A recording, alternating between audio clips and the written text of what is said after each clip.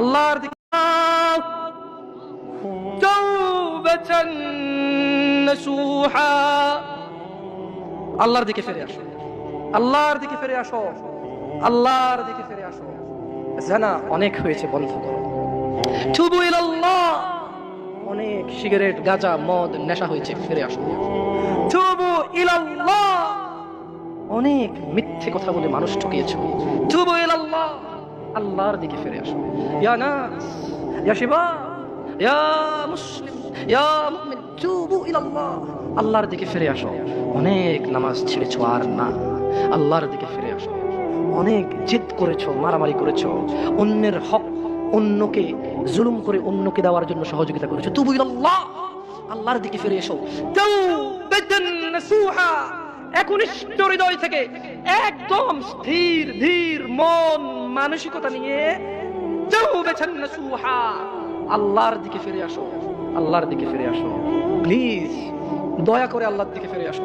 ইন্নাহু হুয়াল গফুরুর রহিম, তিনি ক্ষমাশীল। তিনি তোমার অন্যায়কে নেকিতে পরিবর্তন করে দেবে, তিনি তোমার অন্যায়কে সওয়াবে পরিবর্তন করে দেবে।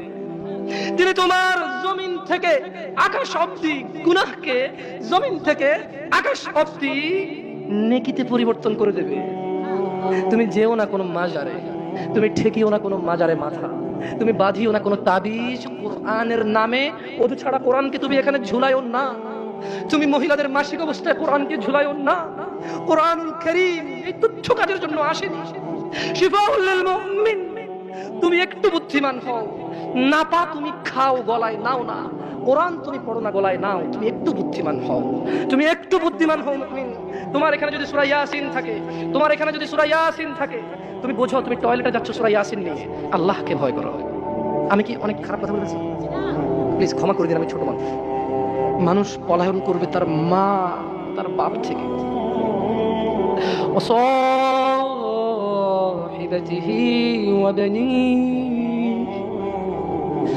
তার স্ত্রী, তার সন্তান থেকে পালাবে। লিকুল্লি ইমরিইম মিনহুম ইয়াওমাইযিন শা'নুন। কিয়ামতের মাঠে মানুষ প্রত্যেকের হবে এমন গুরুতর অবস্থা যে সে, কিয়ামতের মাঠে মানুষ প্রত্যেকের হবে এমন গুরুতর অবস্থা যে সে নিজে নিজেই এত ব্যস্ত থাকবে। একটু চোখ বন্ধ করে ভাবুন, কিছু নাই পৃথিবীতে, আপনি একা। আপনার গুনাহ দেখা যাচ্ছে, চতুর্দিকে আগুন দেখা যাচ্ছে, আল্লাহর বিচার হচ্ছে, মানুষ জাহান্নামে পড়তেছে, মানুষ উলঙ্গ, কেউ কারো লজ্জাস্থানের দিকে তাকাচ্ছে না। মা তার সন্তানের খবর নিচ্ছে না, সন্তান তার মায়ের খবর নিচ্ছে না, স্ত্রী তার স্বামীর খবর নিচ্ছে না, স্বামী তার স্ত্রীর খবর নিচ্ছে না।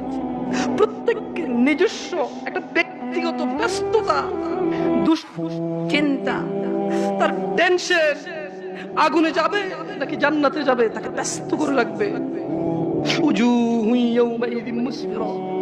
এই ব্যস্ততার দিনে কিছু চেহারা হবে উজ্জ্বল।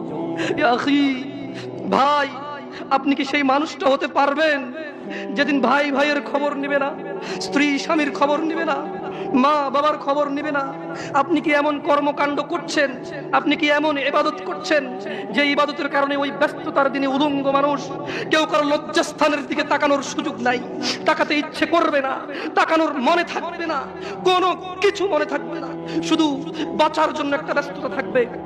দিনী ভাই, সেদিন আপনি কি এই পৃথিবীতে এমন কোনো কাজকর্ম করতেছেন? আল্লাহ বলছে কিছু চেহারা হবে অনেক উজ্জ্বল, দাহিকাতুম মুস্তাবশিরা, সাহস্য প্রফুল্ল, অনেক খুশি আনন্দিত কিছু চেহারা হবে। ওয়াজুহু ইয়াউমাইযিন আলাইহা গাবারা, আর অনেক চেহারা সেদিন হবে ধুলি ধূসর, চিন্তায় মলিন, কান্নায় ভেঙে পড়ার মতো, চিন্তিত, ঘামিয়ে যাবে। আহ, কি হবে আমার আজকে? সেদিন মানুষের দুইটা অবস্থা হবে, কিছু হবে হাস্যোজ্জ্বল, যারা পৃথিবীতে আল্লাহকে মেনেছে, সালাত আদায় করেছে, রাসূল সাল্লাল্লাহু আলাইহি ওয়াসাল্লামের শিক্ষা শিক্ষিত হয়েছে, যারা কোরআন তেলাওয়াত শিখতে গিয়েছে, বয়স 40 শরম পায়নি। সাহস প্রফুল্ল, অনেক খুশি আনন্দিত কিছু চেহারা হবে। আর অনেক চেহারা সেদিন হবে ধুলি ধূসর, চিন্তায় মলিন, কান্নায় ভেঙে পড়ার মতো, চিন্তিত, ঘামিয়ে যাবে। আহ, কি হবে আমার আজকে? সেদিন মানুষের দুইটা অবস্থা হবে, কিছু হবে হাস্যোজ্জ্বল, যারা পৃথিবীতে আল্লাহকে মেনেছে, সালাত আদায় করেছে, রাসূল সাল্লাল্লাহু আলাইহি ওয়াসাল্লামের শিক্ষা শিক্ষিত হয়েছে, যারা কোরআন তেলাওয়াত শিখতে গিয়েছে, বয়স 40 হোক শরম পায়নি, বয়স 60 হোক লজ্জা পায়নি, বয়স 20 হোক লজ্জা পায়নি। যে বাবা মারা ছেলেকে ডাক্তার বানাবে, ইঞ্জিনিয়ার বানাবে, পাইলট বানাবে, কিন্তু কোরআনের শিক্ষা দিতে বলিনি। যে ছেলে সন্তান নিজেকে অনেক বড় ক্রিকেটার বানাবে, ফুটবল বানাবে, বগি বানাবে, চগি বানাবে, কোরআনের শিক্ষা শিখতে বলিনি। মানুষের চেহারা হবে হাস্যোজ্জ্বল, যা আল্লাহর সাথে কাউকে অংশীদারিত্ব করেনি সেদিন। এমন হাস্যোজ্জ্বল চেহারা হবে। নেশায় যারা ডুবেছিল, যারা মদে ডুবেছিল, জুয়ায় ডুবেছিল, বেনামাজি ছিল, জানাকারী ছিল, সুদখোর, ঘুষখোর ছিল, চুগলখোর ছিল, মিথ্যাবাদী ছিল, জালেম ছিল, তাদের চেহারা হবে ধুলি ধূসর। যারা আল্লাহর নাফরমানি করেছে, তার হাকুহা কথারা এবং তাদের অন্যায় অপরাধ সেগুলোকে আচ্ছন্ন করে রাখবে কালিমা, উলাইকা হুমুল কাফারাতুল ফাজরা, তারাই হবে কাফের। এবারে শুনবেন, দুনিয়া তুচ্ছ। আমি আমার শেষ হাদিসটা পড়ে আজকে শেষ করে দেবো আমার বক্তব্য। আখিরাত, কারা কারা রাজি আছে আখিরাত সম্পর্কে একটা হাদিস শুনবেন? আর তোরেন তো